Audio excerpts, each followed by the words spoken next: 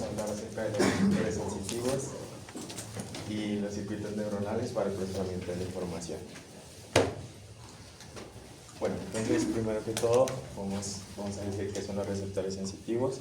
Estos son células especializadas del sistema nervioso, las cuales se encargan de transformar estímulos en señales nerviosas que van a viajar por fibras nerviosas hasta sistemas centros superiores, como lo es el tálamo, donde se va a integrar la información, y la corteza cerebral, para donde lo vamos a interpretar estas percepciones conscientemente. Además, podemos captar, los receptores nos van a servir para recibir estímulos tanto de nuestro entorno como de nuestro medio interno. Bueno, para hablar de receptores tenemos que conocer dos conceptos, que es la sensibilidad diferencial y la línea etiquetada. ¿A qué nos referimos con la sensibilidad diferencial? Esta hace referencia a que cada receptor es específico para un tipo de estímulo y no va a responder a otro. Como por ejemplo un termorreceptor, de los que ya vamos a hablar más adelante, solo van a responder a cambios en la temperatura y no, por ejemplo, al tacto o al dolor. Y con la línea etiquetada nos referimos a que cada receptor va a estar conectado a una fibra nerviosa, la cual también va a ser sumamente específica y va a llevar, por ejemplo, ya sea el dolor, el tacto, la visión, y no puede llevar como dos señales a la vez, por ejemplo, dolor y tacto, sino que son específicas. Por ejemplo, si esta señal no fuera por ejemplo, estimulada por un receptor y se la estimulara artificialmente, como por una corriente eléctrica o así, pues el paciente lo que va a sentir es la señal que lleva esta fibra. Por ejemplo, va a sentir dolor o va a sentir cambios en la temperatura o así. Vale, entonces queda claro. Es muy similar a lo que sucede con las hormonas. Recuerda que las hormonas, sácate la capucha. Las hormonas necesitan un receptor. Pues aquí los receptores, primero que todo, entonces, como yo les había dicho ayer y como lo acaba de decir Luis, nos muestran cómo es el mundo afuera. Si yo veo que esa chaqueta es azul, es porque tengo unos receptores que captaron el color azul. Si yo siento que está haciendo calor, es porque hay unos receptores que me hacen sentir calor. Si yo siento que mi mano está mal colocada, ¿cierto?, y me está doliendo, es porque hay un receptor que lleva esa información. Pero como dices tú, con una sensibilidad diferencial, son tan específicos, y eso es lo que hace tan maravilloso esta parte de la neurofisiología de los receptores, que si usted lo pone a un receptor de dolor, le aplica frío, él importa un pepino, él no sabe qué es el frío, él sabe que es dolor y nada más. Y encima de eso, la autopista por donde él viaja también es exactamente igual. Esa autopista solamente lleva esa sensibilidad. O sea, cuando él habla de las líneas etiquetadas. Vuelvo a insistir, muchos de estos conceptos son muy teóricos, ¿sí me entiende? Entonces, lo que tenemos es que irlos aterrizando a cosas que nos sirvan como médicos. Hay algunas cosas que yo no le pongo mucho cuidado porque uno nunca las va a utilizar. Pero yo no sé cuántos de ustedes van a ser neurólogos, neurocirujanos o van a hacer investigación. Entonces, ahí esos conceptos sí cobran mucha importancia. Pero desde el punto de vista práctico en la clínica, eso que tú dices es muy importante, ¿no? Cuando ustedes lleguen a semiología y les comiencen a decir, entonces ustedes les van a comprar un martillito, ¿cierto? Y ese martillito es para reflejos y tiene una cosita para tocarle, tiene una escobillita, no es para mamar gallos, sino para ponerle a los pacientes, un chucito para ponerle a los pacientes, para que distingan esas sensaciones porque son distintas, depende de donde usted estimule, y eso nos va a dar esa especificidad. Listo, vale. Bueno, también tenemos que en nuestro cuerpo tenemos diferentes tipos de receptores. Entonces vamos a empezar hablando sobre los mecanorreceptores. Estos actúan frente a cambios en la deformación de nuestros tejidos, como sería la presión, la vibración y el estiramiento. Son muy importantes porque estos nos dan el sentido del tacto. Estos se encuentran principalmente en la piel, en el músculo, en los tendones, y aquí vemos dos ejemplos de los mecanorreceptores, que es el corpúsculo de Pacini y el corpúsculo de Meissner. El primero principalmente para detectar vibraciones y el segundo para detectar presiones sostenidas. Estos son muy importantes además porque contribuyen a la propiocepción, que es saber posición de nuestro cuerpo, por ejemplo, dónde están nuestras manos o nuestros pies. También son muy importantes porque detectan estiramientos, por ejemplo, en el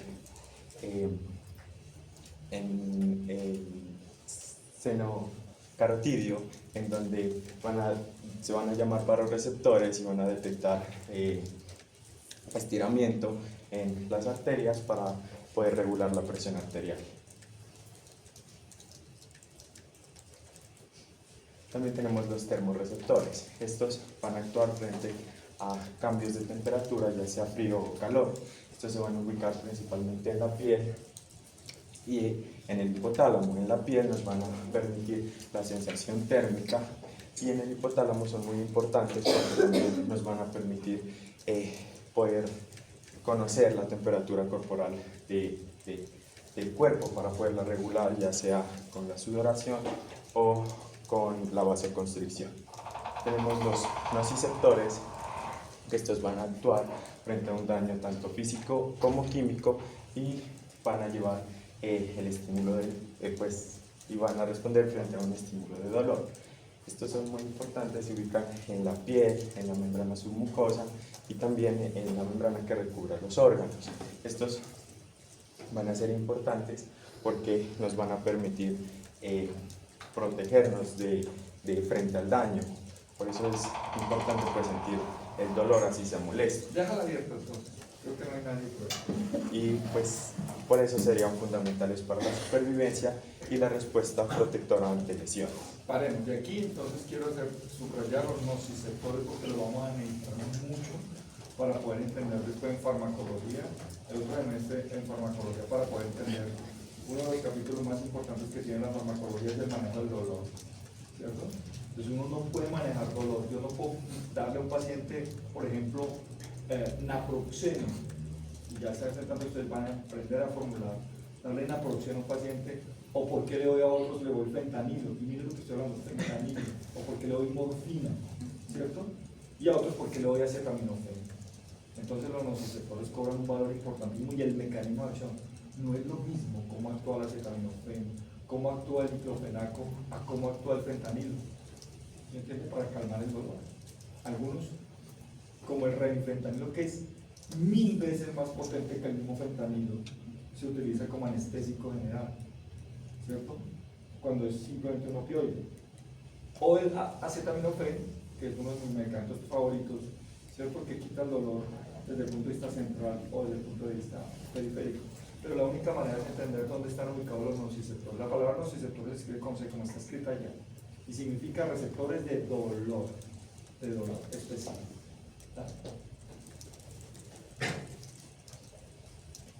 Bueno, también tenemos a los fotorreceptores, que estos van a recibir estímulos de radiación electromagnética como lo es la luz.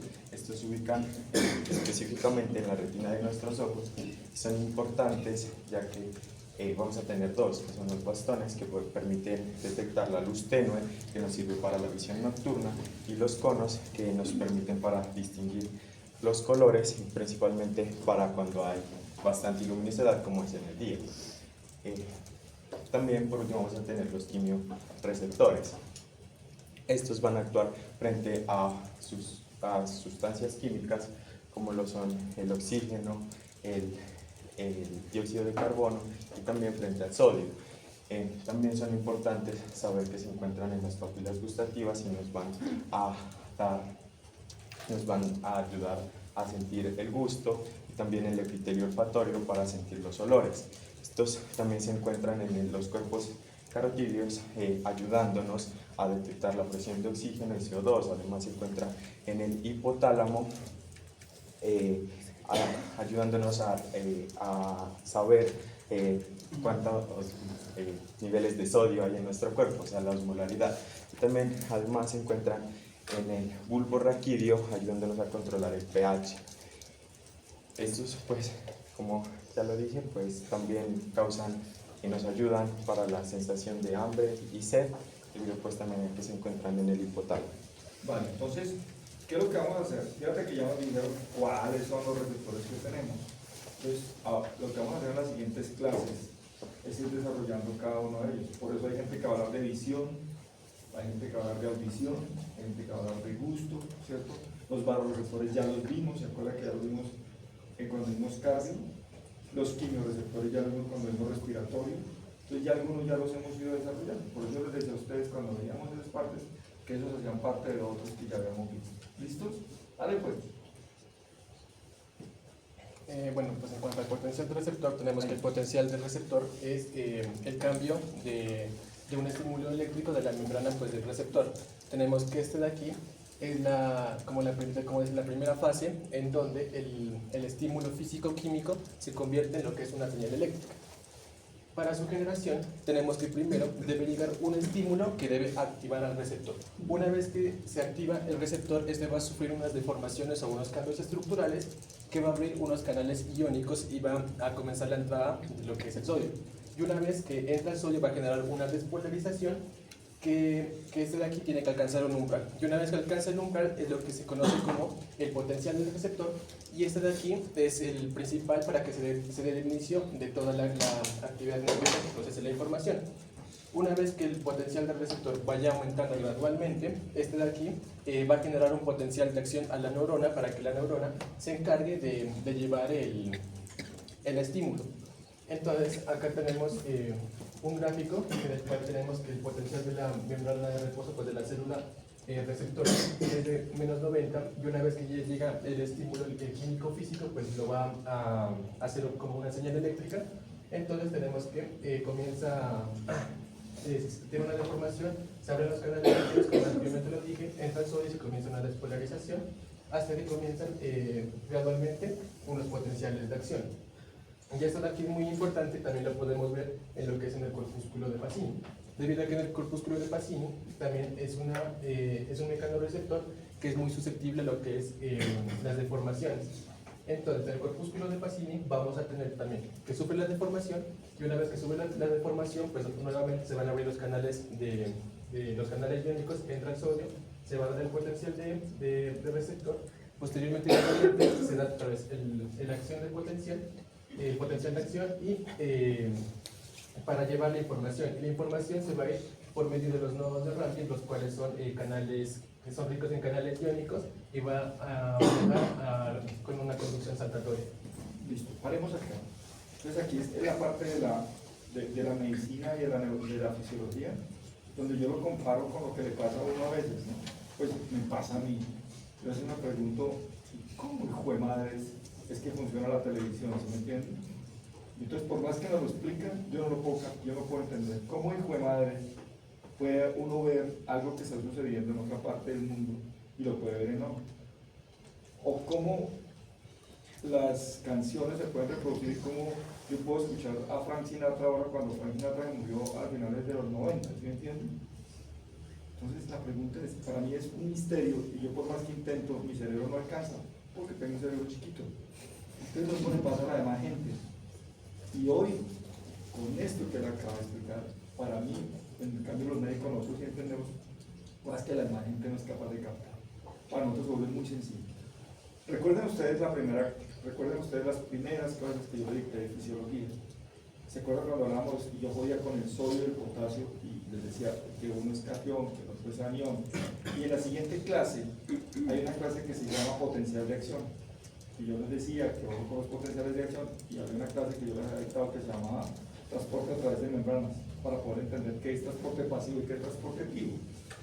Y entonces lo primero que tenemos que entender en el transporte pasivo activo es qué es la difusión, qué es ir en favor de un gradiente, qué es ir en contra de un gradiente, qué es utilizar energía y qué es no utilizar energía. Pues bien, para uno poder entender el mundo, cómo yo veo, cómo yo oigo, cómo siento que me tocan, cómo siento dolor, cómo interpreto el mundo, está en esta diapositiva y en algo que ustedes ya conocen que son los potenciales de acción.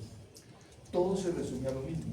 Entonces a veces los ingenieros, cuando yo lo conozco, dicen, bueno, es que todo se reduce a lo mismo. Sí, pero ustedes lo entienden, yo no. Y ver, oír, gustar, tocar, doler, se resume en lo mismo. En que una célula entre en potencial de acción. Pero ustedes sí entienden cómo entra una célula en potencial de acción, y es cómo cambia la polaridad. Y es que o entre sodio o salga potasio, o se relaje, o no se relaje. ¿Sí me hago entender? Y eso se resume en todo. ¿Cómo vemos? Entonces, porque uno tiene unos fotorreceptores que ya los mencionaba y que lo van a mencionar en las clases, que se llaman conos y bastones, que reciben una corriente, ¿cierto?, electromagnética y la convierten en un potencial de acción.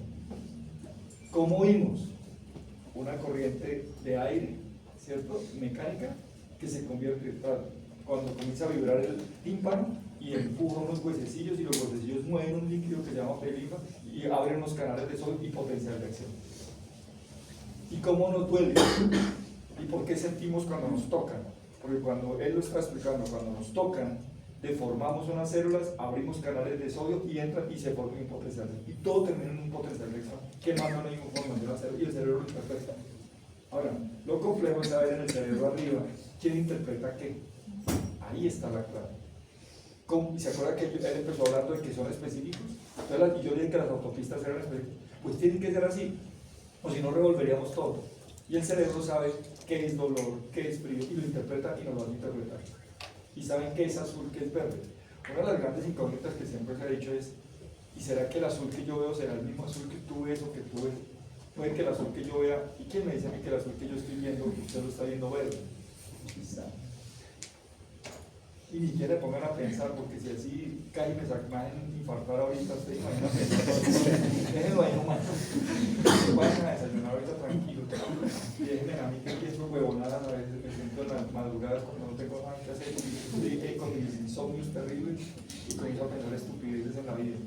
Entonces yo siempre me he preguntado, ¿y será que el azul que yo veo será el mismo azul que todo el mundo ve? Pues como cada quien tiene los propios receptores o no. ¿Se entiende? Entonces se resume en todo. La neurofisiología se resume en eso. Los receptores se resumen en que todos tenemos que terminar haciendo un potencial de acción. ¿Cómo sentimos cuando los que me vayan a hablar de gusto, cómo sentimos el sabor dulce? ¿Cómo se puede, y por qué distinguimos el sabor dulce del sabor amargo? O del salado, por potencial de acción. Y por apertura de canales iónicos. Todo se resume en canales iónicos. ¿Sí entienden? Entonces, para la gente es, uy, no, qué maravilla.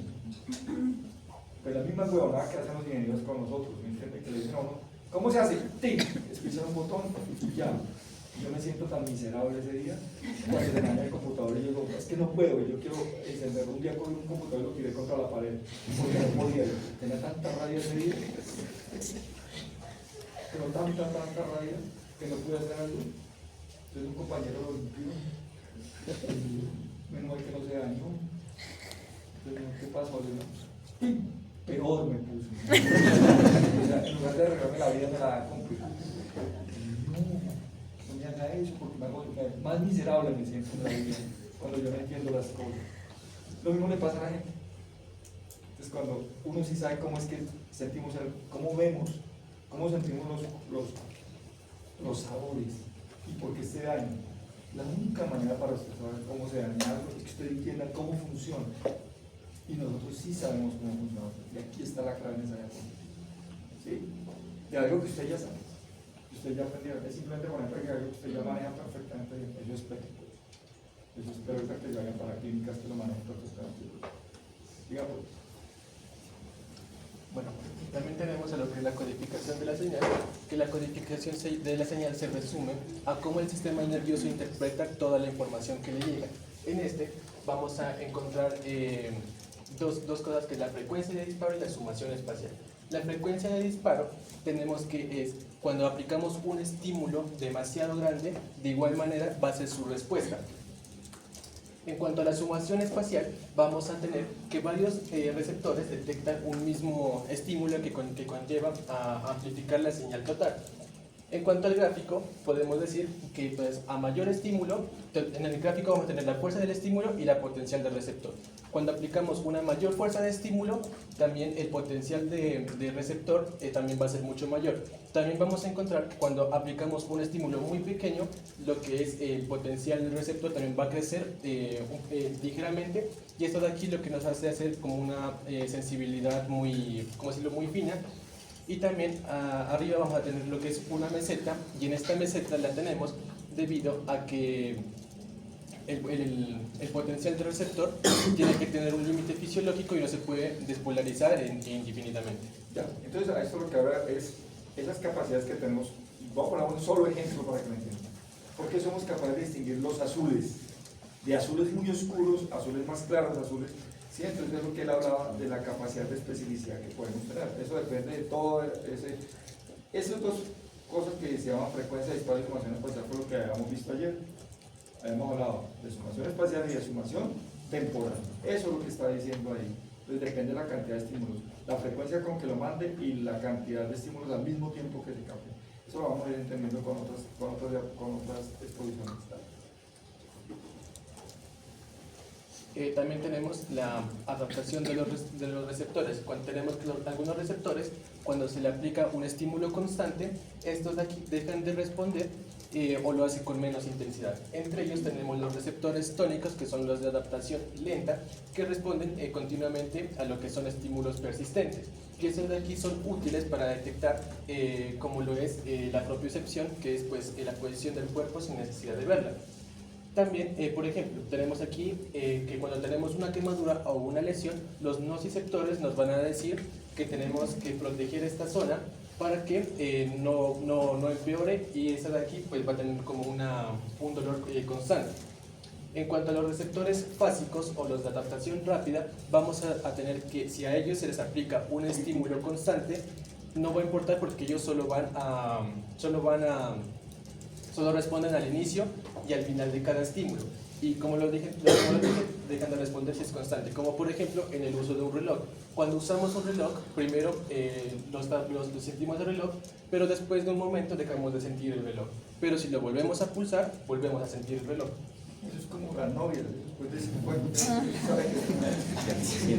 Bueno, los novios, pues, para que no me acusen de se vuelve una pereza ahí, una vaina. Les voy a explicar, y es importantísimo. Vamos a hacerlo con la yema, la yema del dedo con la llama. Entonces, si usted mete la yemita del dedo en una vela y se quema, usted retira. Si usted vuelve y la mete, le va a volver a doler, ¿sí me entiende? Y tiene que ser así. Entonces, cuando hablamos de este concepto es importantísimo que lo entiendan, que es adaptación de los receptores. Hay receptores que se adaptan. ¿Qué quiere decir?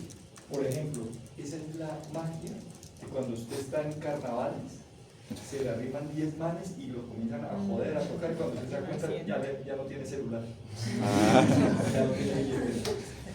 Porque resulta que los receptores del tacto se adaptan. Entonces cuando usted lo toca varias veces, después ya no siente que lo toca. Y guácate.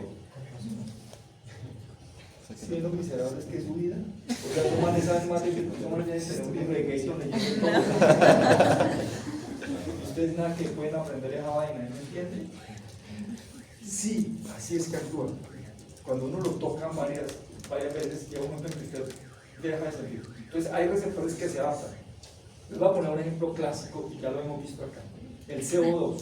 Alguna vez en una diapositiva de una charla que yo le dije de CO2, yo les dije, ojo que el CO2 se adapta. ¿Qué quiere decir? Que cuando uno va de ciudades bajas a ciudades altas, los primeros días uno se ahoga.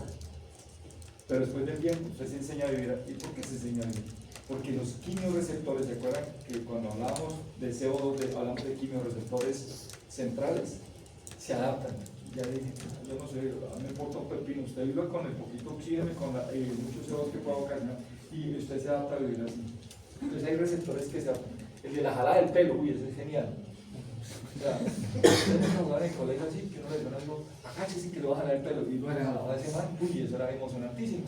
Entonces, uno veía jodiendo la vida de todo el mundo. Entonces, cuando usted le jala el pelo, usted responde y le clava la mano a cualquiera, ¿me entiendes? Pero después de 3 veces que lo jale ya usted, ay, no me jodas.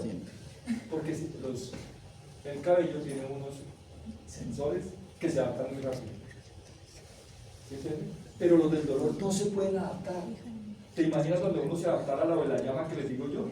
Entonces, ¿qué pasaría? Que lo próximo que meterlo y se le guácate, Dios madre, el pincho de dedo, ¿sí me entiendes? Entonces no se puede. Hay receptores que se adaptan y hay receptores que no se pueden adaptar. O por lo menos que la neurofisiología dice que se adaptan muy lentamente, en años se adaptan. pero nunca se van a poder adaptar completamente. Y los del dolor no se pueden adaptar. Yo no me puedo adaptar al dolor. Sí. Gente del campo que a veces coge mollas. Solamente todo lo que hace la gente del campo es admirable. Cuando yo hice rural, a mí me pareció increíble que la gente llegara fracturada. Nosotros los de la ciudad ya estaríamos muriéndonos en shock, ¿sí me entienden? Yo decía, madre, yo estaría muerto, güey. El dolor no, de verdad. Porque cambian el umbral del dolor. Hay gente que tiene. Entonces, en el mundo, esa palabra ya no se puede utilizar, pero pues discúlpeme que la voy a utilizar. Ya no se puede utilizar la palabra razas porque uno me mete en lío. Pero entonces, por ejemplo, los orientales, todos los asiáticos los rasgados. No ustedes, señorita Belarcano, otros rasgados. Entonces, esos tienen un nivel de dolor altísimo. Siguen todas las, ¿cómo se llaman esas vainas? El kung fu y el judo, artes marciales son de ellos, porque ellos soportan el dolor tienen mucho más alto el umbral del dolor. En cambio, los africanos tienen el umbral del dolor muy bajito. Nosotros, chimbos ahí. medio aguantamos el dolor. Pero los asiáticos aguantan el dolor, tienen un umbral del dolor altísimo. Y lo mismo sucede con la gente del campo. Tienen un umbral del dolor altísimo. Y es por cómo es más por el ambiente en el que se han creado. Creo que es difícil, que es rudo, entonces no pueden ser suavecitos. Vaya, son ustedes, peguen 5 paliadas y ya tienen un apoyo. Háganlo y verán. ¿Sí entienden? Yo en esta historia me puse de sapo en el apartamento mío y que a barrero. Ya hay una polla, pero el apartamento es como este vaina, y nada, una polla, yo no podía creer. Yo mira, uy, madre. O sea, yo nací para ser profesor y para regañar a los demás porque yo no soy humano. ¿Entiendes? Me dejé una polla. Yo no podía creerlo. Así he sido toda la vida, flojo como un hijo de madre, ¿me entienden? No, yo nací, mi trabajo es intelectual en la vida, ¿me entienden? A mí no me pongan a huevonear con trabajo. Y hay gente que es berraquísima. Vayan esos obreros, esos obreros de los que construyen casas. Esos manes son durísimos. Yo un día intenté levantar, yo les contaba a ustedes que intenté levantar un bulto de cemento. ¡Ah! Como 10 veces. No la mueve nadie, bro. ¿Ah? Yo manes echan 2 y lo cogen acá y yo plin, y yo, ¡ay, su madre! Como en 10 vidas yo voy a poder hacer eso. No, yo no los puedo mover. ¿Qué es eso? Sí, eso, o sea, lo de la adaptación se podría heredar o se va adquiriendo a lo largo de la vida. No, la adaptación ya todos ya vienen, cada uno de los tipos de receptores que vimos tienen sistemas de adaptación, ya para todos. Ahora, vuelvo a insistir con la pregunta que me hace acá, es que tenemos una cosa ya es distinta, es los umbrales que cada uno pueda tener, pero ya las adaptaciones son distintas. Por ejemplo, las adaptaciones para el dolor, todos no se nos pueden adaptar. ¿Se acuerdan los varoreceptores? Pues no se pueden adaptar, porque no que cambia la presión arterial, incluso uno me puede morir, pues no puede cambiar. Pero hay otros que sí cambian, sobre todo los mecanoreceptores son los que tienden a cambiar. Y los del frío también, y los del calor. Se ha visto que hay gente que se adapta mejor al frío que al calor, o al calor que al frío, o ambas. ¿Se hay gente?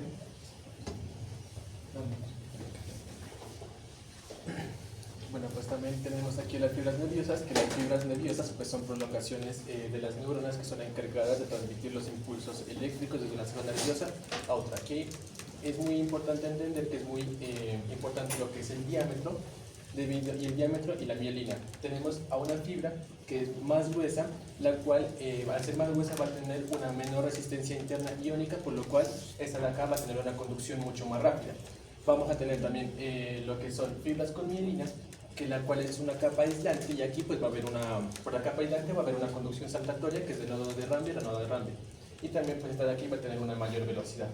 En lo que es la fibra delgada de mielina, esta de aquí es la fibra con menor velocidad y la más lenta, pero tiene una mayor resistencia y una conducción continua. Bueno, ya con respecto a la anterior explicación de mi compañero, tenemos que saber que también hay tipos de fibras nerviosas. En este caso se dividen en 3 fibras, que tenemos fibra A, fibra B y fibra C. La fibra de A es una fibra de alta velocidad de conducción y tiene un diámetro grande, que más que todo es responsable a funciones como propiocepción, tacto fino y dolor agudo. Las fibras B tienen una menor velocidad a las las fibras A, pero mayor a las fibras C, y un diámetro igual a este.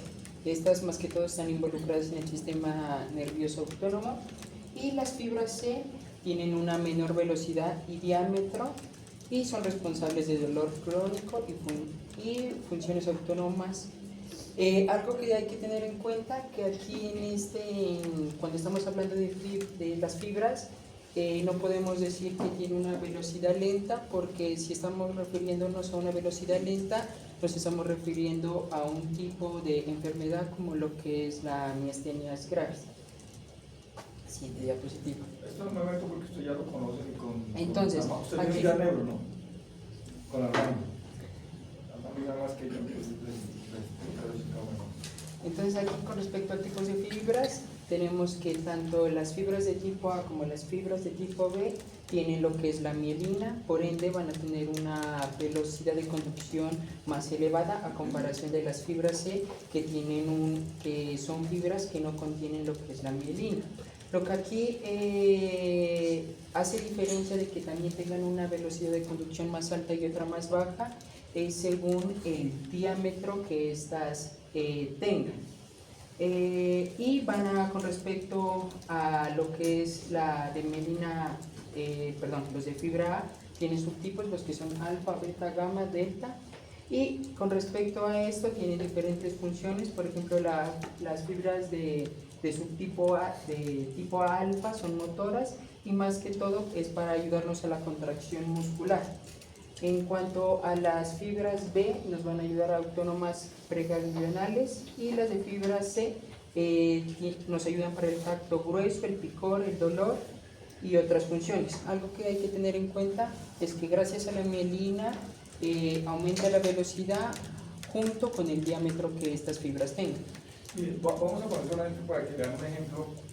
Cuando uno habla de dolor, una cosa es el dolor agudo, una cosa es que usted se chuse o que se queme ya, ¿me entiende? Y otra cosa es que usted se golpeó y lleve 2 días con el dolor, ¿sí entiende?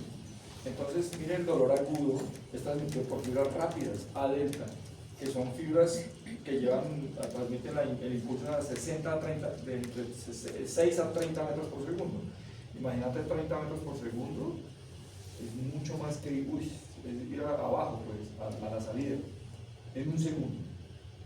Pero mire lo que sucede con el dolor crónico, el dolor difuso. Se va por fibras que van a medio metro, a máximo 2 metros por segundo, ya la cosa cambia. Simplemente para mencionar es eso que usted ya entiende. Y entre más grueso y más mielina, más rápido. Entre menos grueso y menos mielina, más lento. Ya, vale. Bueno, otro factor que nosotros tenemos que entender es la divergencia y convergencia en esta parte del circuito neurológico. En cuanto a la divergencia, lo voy a explicar en este gráfico. Tenemos lo que es una neurona, y esta va a transmitir mediante sus fibras a otras neuronas. ¿Con qué fin? Con el fin de poder amplificar la señal, y esto va a permitir que solamente un estímulo proceda de diferentes áreas al sistema nervioso. Un ejemplo de este vendría a ser cuando nosotros tocamos un objeto que esté muy caliente. Además de percibir el tacto, percibir la temperatura, percibimos también lo que es el dolor si está a una gran escala de temperatura. Entonces estas fibras viajan de su respectiva neurona a diferentes neuronas, y es lo que amplifica este estímulo. Por otra parte, tenemos la convergencia, que es algo opuesto a la divergencia, es decir, que a partir de distintas neuronas mandan fibras, mandan la señalización mediante sus fibras solamente a una neurona. Entonces, esto lo hacen con el fin de poder integrar la información, sino que aquí hay un punto en contra, que a la neurona a la que le están mandando toda la información no va a saber de dónde o quién le está mandando precisamente esa información. El tálamo es uno de los, que seguramente lo vieron con Armando, cómo les explicó que el tálamo es el filtro, ¿no? El tálamo es maravilloso, el man recibe de todos lados y él comienza, y él es el que le reparte a la corteza y le va mandando, le dice usted va para allá, usted va para allá, usted va para allá. Entonces, todo el mundo le manda, el tálamo es un filtro donde llega información de todos lados, llega información del tronco, de la médula, del cerebelo, y él comienza a repartir información. Es un típico ejemplo de convergencia y los ejemplos de divergencia, pero bueno, otra vez, estos dos conceptos son conceptos totalmente teóricos. Otro factor que juega aquí es la facilitación e inhibición en cuanto al circuito neurológico. Entonces, la facilitación se va a dar en cuanto a la neurona, en dos espacios, en lo que es la célula presináptica y en la posináptica. Entonces, cuando nosotros hablamos de una facilitación, tenemos que aquí encontramos a lo que es la célula presináptica y acá la posináptica. Pero también va a estar una neurona moduladora. Entonces, cuando nosotros recibimos el potencial de acción, tanto en la neurona presináptica como en la neurona moduladora, van a activarse simultáneamente. Entonces, ¿qué sucede en la neurona moduladora? En este caso, la serotonina va a ayudar a facilitar el ingreso de calcio, ya que hace la apertura de canales de calcio para que entre en la célula presináptica. Entonces, cuando ya se da el potencial de acción en esta célula presináptica, al tener el alto contenido de calcio, va a tener una mejor respuesta, es decir, que va a mandar neurotransmisores con mayor facilidad a la célula posináptica. Por otra parte, tenemos a lo que es la inhibición, es lo contrario. Entonces, la célula moduladora, en ese sentido, va a ser la acaba. Entonces, a comparación de la primera, que nos ayudaba a la facilitación de la entrada con la entrada de calcio con sus respectivos canales, aquí lo que va a hacer es cerrar y no va a dejar que el calcio entre en la célula presináptica. Y entonces esto, cuando se dé el potencial de acción al no tener tanto calcio, va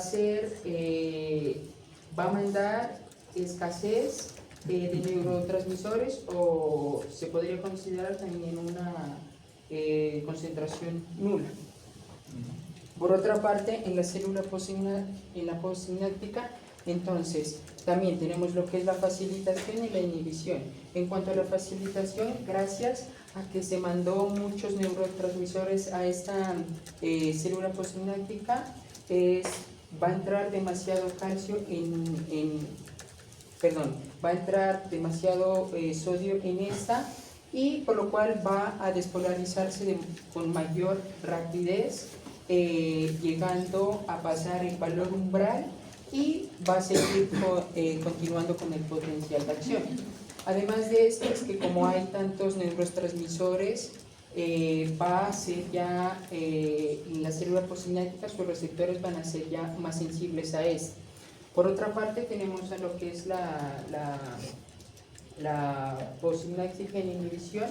En esta juegan papel de dos células importantes, que es la neurona excitatoria y la célula inhibidora al mismo tiempo. Entonces, en este caso, como no hay tantos neurotransmisores que fueron enviados, va a ganar lo que es la neurona de inhibición. Entonces, si gana la neurona de inhibición, no va a haber tampoco una despolarización, no va a pasar el umbral y no va a generar el potencial de acción que va a ser enviado a las células dianas o donde tenga que ser enviado. Aquí tenemos en este caso los circuitos relevantes, tenemos que estas son las neuronales en la que el impulso, una vez iniciado, no se define inmediatamente, sino que en este caso se intenta retroalimentar gracias a conexiones colaterales. En este caso vemos que en el caso del circuito reverberante el impulso llega y pasa a la siguiente neurona, pero en este caso gracias a las conexiones colaterales, esta regresa a la neurona previamente estimulada para hacer que el estímulo se prolongue durante un tiempo más prolongado. En este caso lo podemos ver por ejemplo en lo que corresponde con la respiración. En este caso el circuito reverberante se encuentra lo que hace que en la respiración hace que lo tengan por un tiempo más prolongado en el caso de la inspiración. Y después se dé hasta el tiempo prolongado para que los pulmones se llenen de aire y después se dé la expiración.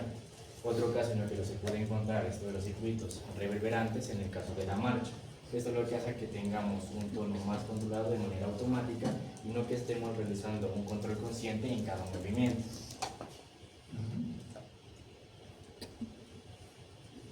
En este caso tenemos la fatiga sináptica. ¿A qué hace referencia la fatiga sináptica? En este caso es la disminución progresiva en la eficacia de la transmisión cuando una neurona de estímulo de forma repetitiva y continua.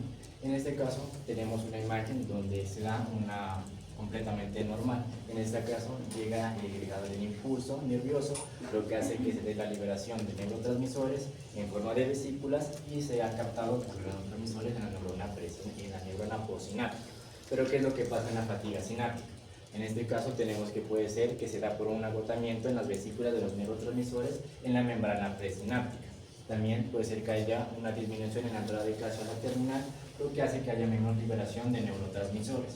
También tenemos que puede ser que haya una desensibilización de los receptores postsinápticos debido a que estos se encuentran demasiado estimulados y por tanto dejan de responder eficazmente.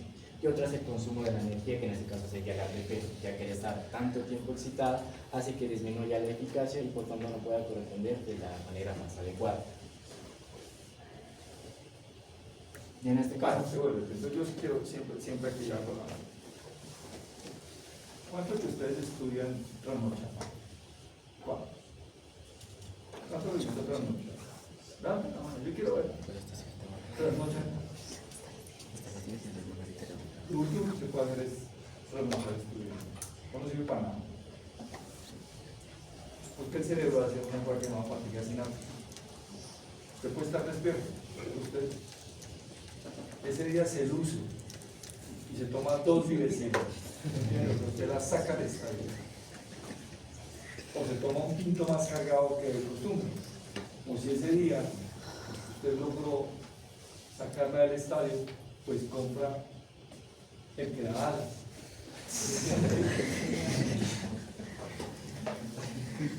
El cerebro se mantiene despierto, pero una cosa es que el cerebro se mantenga despierto, otra cosa es que la comunicación se esté llevando a cabo. ¿Por qué? Porque el cerebro después de determinado momento él le comienza a mamar gallo a usted.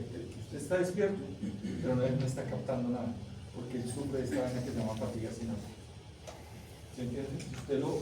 Porque lo que él acaba de decir, ¿no? Si usted le manda estímulos excesivos, él llega y dice, bloquea inmediatamente. Usted está despierto, pero él está bloqueado. Por eso uno dice, pero pues si yo estudié esa vaina y al otro no me acuerdo. Sí, bueno, el cerebro hace rato estaba durmiendo. O sea, usted estuvo despierto hasta las 5 de la mañana, pero él a las 10 de la noche, no.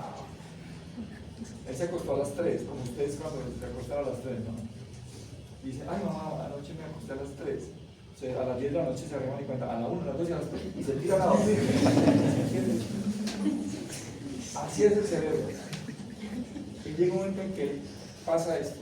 Entonces, ¿cómo hace la fatiga sináptica con ese estrés? O agotamiento de la vesícula. Acuérdense que hemos hablado de ayer a hoy, nos han explicado varias veces de la parte presináptica y la parte postsináptica.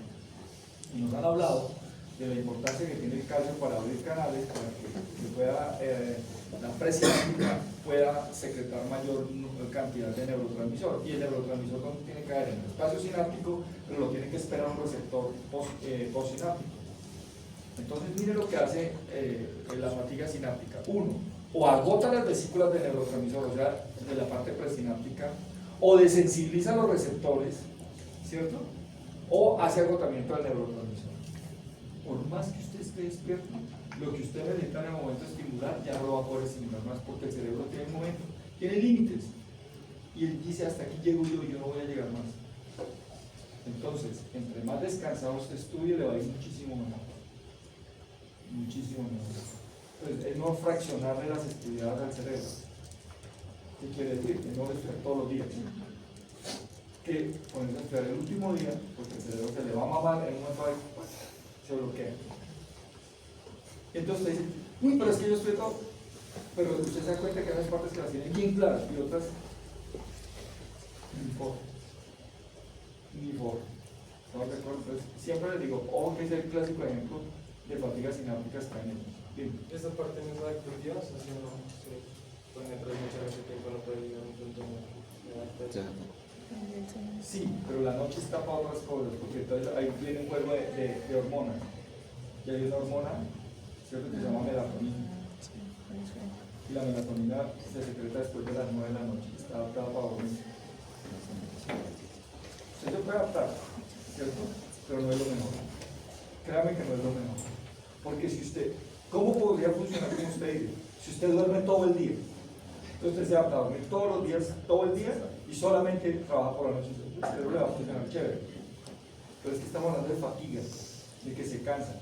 Si usted todo el día estuvo haciendo cosas, todo el día estuvo haciendo cosas, y por la noche quiere rematar al pobre cerebro en esa vaina. Lo máximo que usted puede hacer en las noches que no tenga tanta fatiga es chupar trago. Ya, porque como usted chupa un trago a la estupidez, entonces el cerebro le importa un pepino.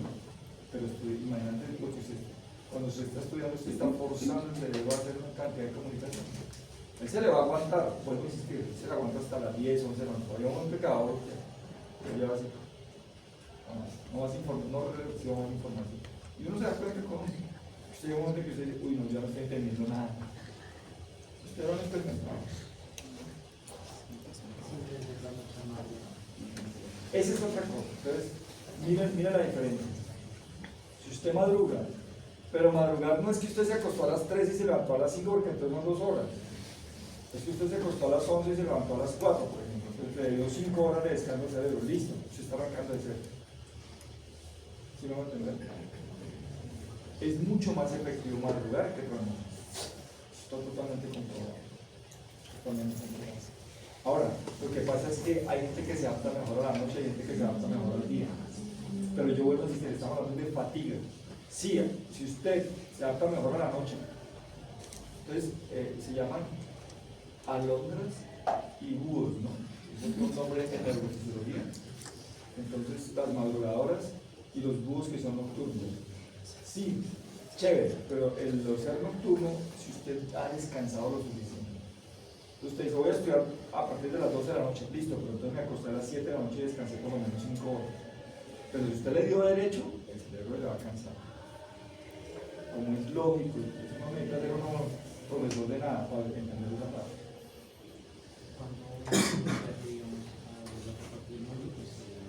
Jet lag se llama. Jet lag.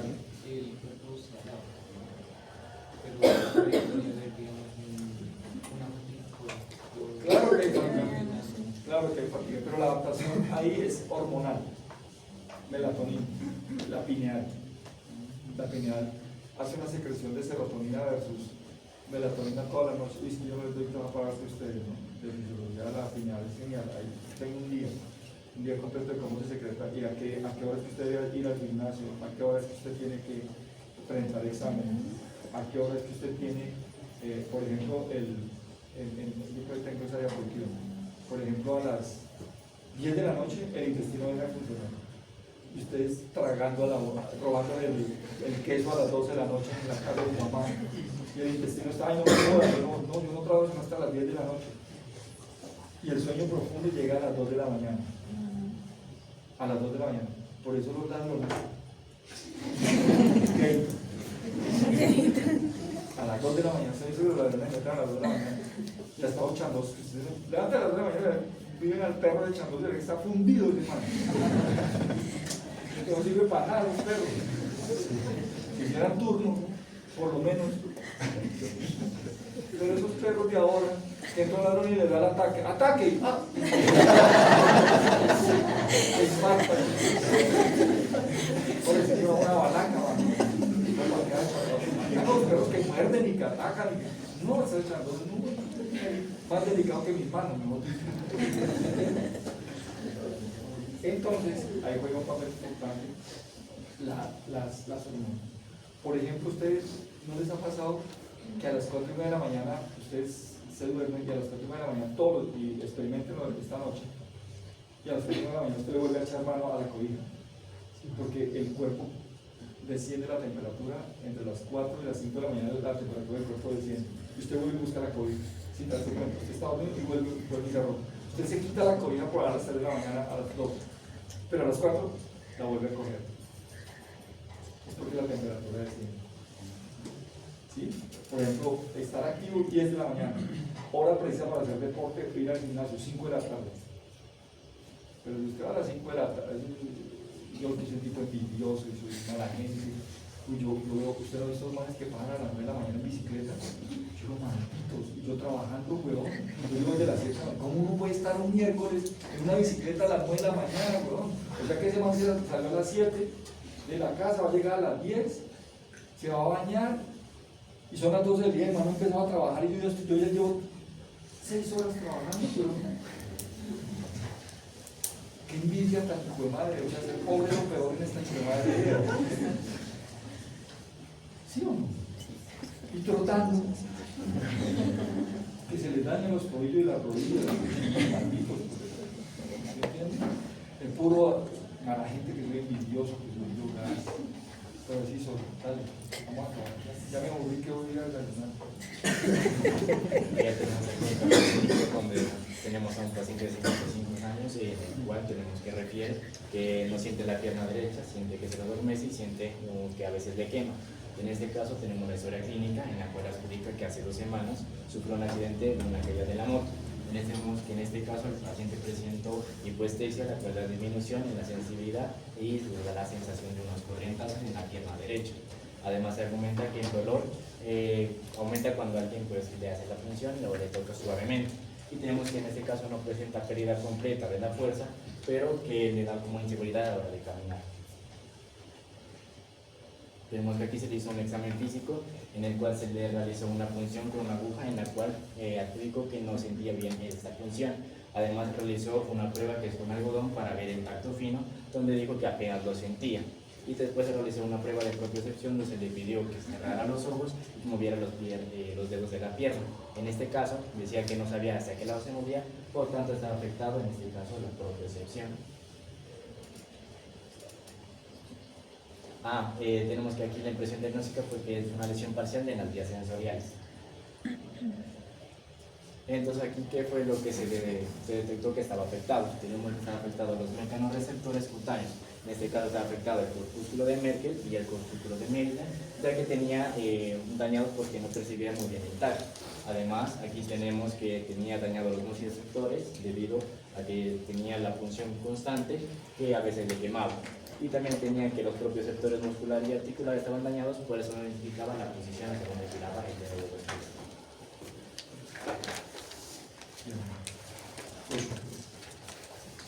Está claro, entonces ya hemos hecho acercamientos de ayer a hoy, ya en la próxima ya seguramente vamos a hablar de los puntos de sector y ya nos estamos hablando sobre eso.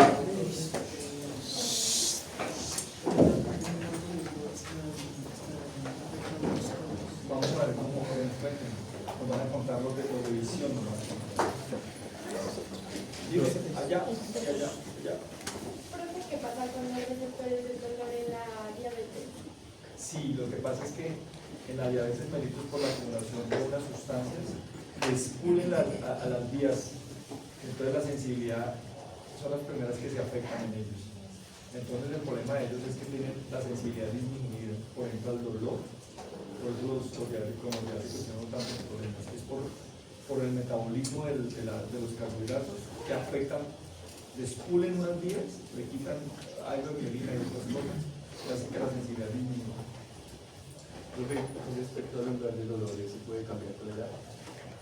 Pues sí, pero no es tan frecuente. O sea, los que nacemos flojos morimos flojos, con sensibilidad del dolor aumentada, pero es muy difícil. Es de lo más complicado. Uno puede adaptar muchas cosas mucho menos al dolor. Casi siempre no tiene relación con la misma manera. El ambiente sí lo puede cambiar uno en algo, ¿no? Cuando digo el ambiente, por ejemplo, que usted comienza a trabajar, que usted tenga un usuario de dolor relativamente normal y que comienza a trabajar desde muy joven, hará que se adapte a algunos tipos de dolor, usted lo puede aguantar mejor que otros. Pues,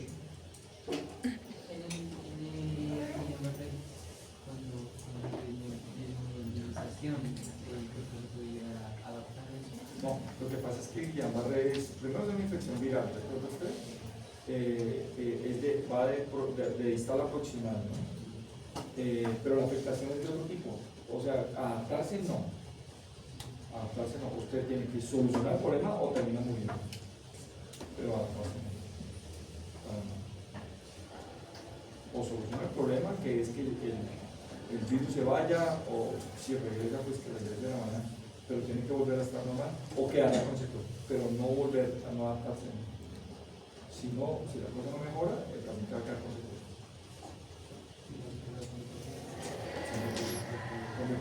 Lo que pasa es que cuando el paciente tiene la enfermedad, cuando está en la plena enfermedad, pues no va a tener manifestaciones graves. Pero cuando la enfermedad pasa, algunos pacientes quedan absolutamente normales después. Algunos quedan con algunas secuelas. Quedan con secuelas, pero ya no van a quedar. Muy bien. Nos vemos el próximo día.